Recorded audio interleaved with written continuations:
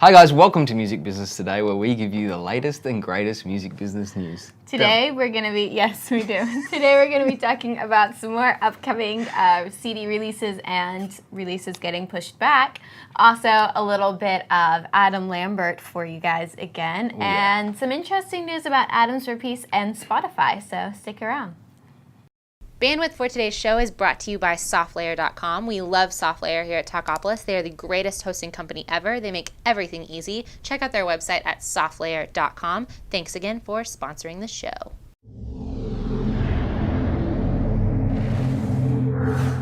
Hi everyone, welcome back to Music Business Today. I am Hannah Renee. And I am Kane Harrison, and we are kicking off with an LA lawsuit. It's troubles in LA with the rave scene. An LA judge has thrown out a civil lawsuit that has been aimed at promoters that initiated raves. Daisy Carnival. Yeah, absolutely. And one of the problems that they were saying is that they were being sued for civil conspiracy, fraud, unfair business practices, and shady accounting. I don't know if shady accountancy would actually be written down in the... It's pretty... I really hope it is. Yeah. Well, it is the rave scene, so who knows. But one of the problems is back in the, I think last year, a young fellow who was actually underage died at one of these raves. And so the LA government was split because they thought this is a great thing culturally that we're doing this, but we're also seen to be promoting illicit drug use and everything that goes along with raves. Everyone knows what happens with raves. Everybody does. And also there was a lot of underage people going in there. And so it doesn't seem to be working out well for the promoters, I think, more or less, is what we're trying to say. Even though it did get thrown out, like... Yeah, but I just think that, raves they'll always go on, but they just always seem to be underground. They never actually seem to be able to... Yeah, you can't really have a mainstream. No, because once you start doing these mainstreams, well, like you said, we know what goes on at raves, and so they just don't operate without that sort of substance abuse, let's say. Yep. So it'll be interesting to see what happens, but you can guarantee if you're in the LA area, you'll be able to find a rave just around the corner.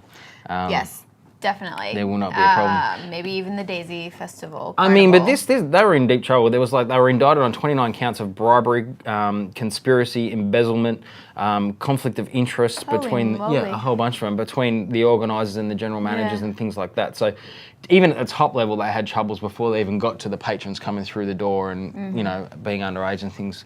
So interesting. It just doesn't shock me. Well, Taylor Swift has said that eventually she does plan to branch out from writing songs specifically about her experiences. She says eventually she's going to run out of her own experiences and she'll branch out and, write songs about other people's experiences or maybe from other people's point of view. And, maybe she'll even just go in a totally different direction with her music or with an album and just kind of, I guess, explore what other options are out there besides just writing music about her. She hasn't said that's going to happen anytime soon. I mean, I'm sure there's always new experiences happening. I don't really know if you can ever really stop writing about your experiences, especially...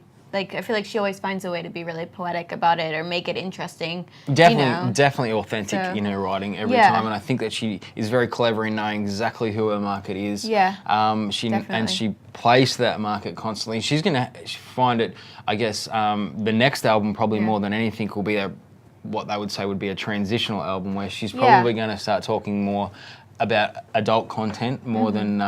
Well, I would be really curious to hear, what kind of songs she would writing about other people's experiences or other people's point of views. Yeah. Like, what would be her choice for subject matter? Would it also revolve around, love and that kind of thing? Well, I mean, she's done it before because she's written for music for the Hunger Games. So, I mean, all that sort of stuff where you actually, perhaps you've got a different top, and she did some of that with the Civil Wars, which are another awesome band from Nashville. But so there's no doubt she's a fantastic writer, but she just knows who her audience is, and I guess it's the same thing. She's going to grow up. Maybe she'll actually fall in love and stay in love, and so your perception of the world changes when that sort of thing happens. So her writing will definitely change. I don't know from experience yet, but I'm guessing that you're telling the truth. I imagine that we are. So if anyone out there, thinks that my co-host is a bit of all right, then you can definitely jump onto Twitter and see Match.com. Are you or not quite yet? No. We'll work it out. We've got a few weeks. I don't like dating websites. Anyways, enough about my personal life. What do you have to tell us about Adam Lambert? Well, nothing about his personal life, but he is an absolute gun, and we absolutely love Adam Lambert because he can sing like no one else. I've got to be honest. Probably one of my favourite male vocalists, just because he's an amazing range. Him and Kelly Clarkson, who both come from Idol, and which I absolutely love both of them. You cannot, like, his talent is undeniable. And his record label, RCA, he's about to split with them because they have asked him to do an 80s tribute album of covers.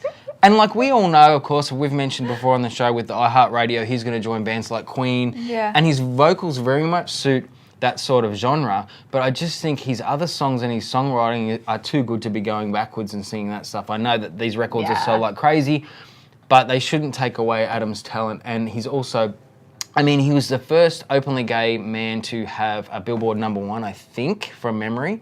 So he broke a lot of ground, you know, and so, I mean, I just don't think that the record label should take away. So he split, he said, no, I'm out, I'm gone. Well, and I say go him for, like, sticking to his guns and not, you know, just letting them boss him around. 100%. You know, like we've seen in the past with people. It's I mean, we don't know what goes on behind the scenes with the way that these things work out. Obviously, everyone said it's very amicable and we love each other and everyone best wishes and all that sort of stuff. But such an incredible talent. And I actually think that there has been something wrong with, even though Adam has had #1s, but he just hasn't been as big, I think, as he can be. So I wonder if RCA have sort of tried to pigeonhole him too much in being that 80s vocalist and sing with Queen and do this and do that. Not allow him to be his own person. Yeah, just to be his flamboyant self. I mean, I suppose you can draw some comparisons with the flamboyancy with like the Gagas of the world. If they just let him be himself, I mean, he's very cabaret-ish and all that sort of stuff too. So, I mean,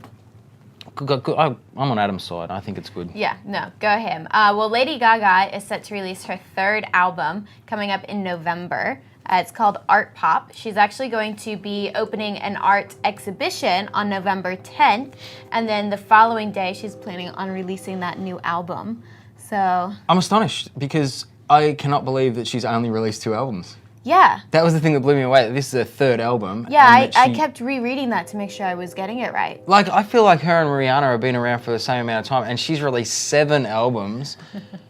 Don't you think? And Gaga, like, it's incredible. It's because, like, every song of Gaga's ends up being, you know, a monster song, and so I think you just assume there's more albums, because usually, you know, you only have a couple songs from each album. That is true, but I still was astonished that it was only this will be her 3rd album. So, well, the Fame Monster, it says here, that was released, the Fame was 2008. Followed by, so she did an extended edition, which was in 2009. Born This Way was released in 2011, so she's taken her time, and she is a fantastic songwriter. She really is. She Brilliant really does do great music. She's also going to release an app along with, you know, this new album that she says gives fans, you know, a taste of the Fame, like allows them to take part in that. She's collaborated with a lot of other artists. She hasn't. They haven't released like who those other artists are, but they say that, you know, each of those songs kind of takes on a little bit of the feel of that artist to just create this really interesting blueprint for the album. So there's no doubt it will be fantastic, and as I said, she's a brilliant songwriter.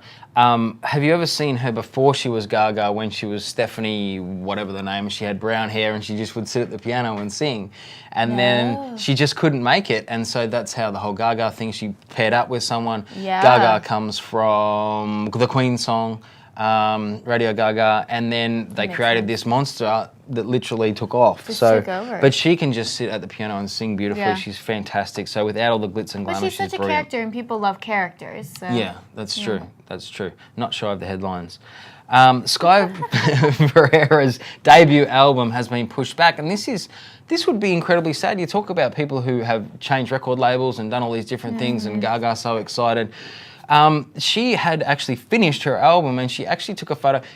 Oddly enough, you still get a master disc, or master files, which is, you know, kind of weird. So your whole album, you spent all this time, and she had it burnt onto a disc, and so she took a photo of it, sent it around social media saying, brilliant, we're done, it's coming out, it's going to be absolutely amazing. But no, the record label had put a stop to it. Yeah. And so they have decided that they're going to push it out to 2014, but they've just released an EP to sort of, I guess, hold her fans, you know, in line until I just would be really curious to know the record label's full reasoning, you know, in pushing that release date back so far. Well, it's... I mean, it's not like that's a couple months away. Like, that's still half a year away or more, depending upon when in 2014 they plan to release it. I mean, the interesting thing is, especially with labels and stuff like that, is you never know who else is on the label. Like, you can actually, if there's, say, 2 people that look exactly like Hannah Renee, then they may actually get someone and then just sit them on the shelf because they want someone else to do really well. So it's sad that this happens, but that's exactly what happens. You'll hear of fantastic artists that just go away because they get gobbled up in these deals. I'm not sure that that's what's happened, but I think that there's a lot of things that happen behind the scenes that we, the listeners, don't get to unaware of. I know sometimes they'll try to hold a release until they feel like there's like the right amount of fan base to, you know, garner the release and to really, you know, get a big hit. Like when they release it, it's not just like, oh, I guess I'll go buy the album now 5 months later. It is very methodical. There's timing with when it goes to radio, all that sort of thing, and then they ramp certain things up. But her single that came out, Everything Is Embarrassing, was in 2012.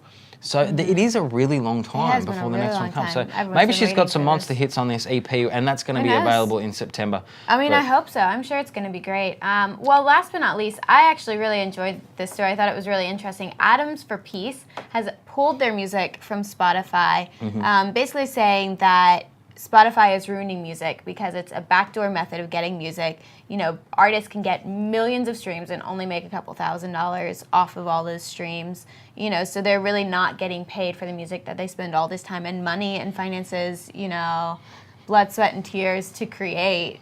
It's difficult. It's a really tricky one. Yeah, and so he's actually taken a stand. The band member Nigel Goodrich, who's also the Radiohead producer, which I really enjoy Radiohead, he actually took the stand and said in a series of tweets, like, we're not going to do this. We don't want to be a part of this backdoor method. It's ruining the music industry. So. And interestingly, we were talking off camera before, because Radiohead were one of the big people who first come out and said when everyone was stealing music, they said, well, if you're going to steal it, just take it and you just pay us as much as you want. Yeah. And they ended up making a stack of cash from it because people started to see value in what the product was.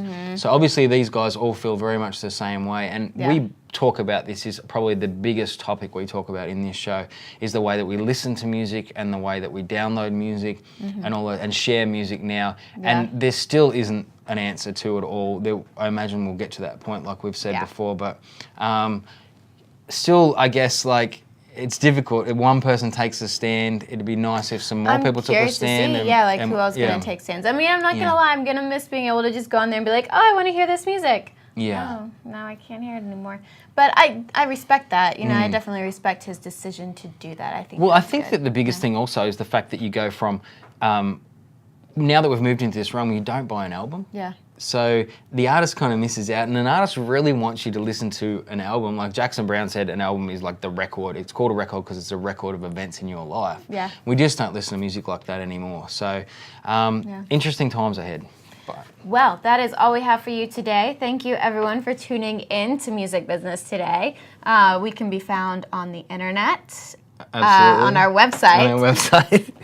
The interweb, on your computer devices. On Facebook. You can like our pages.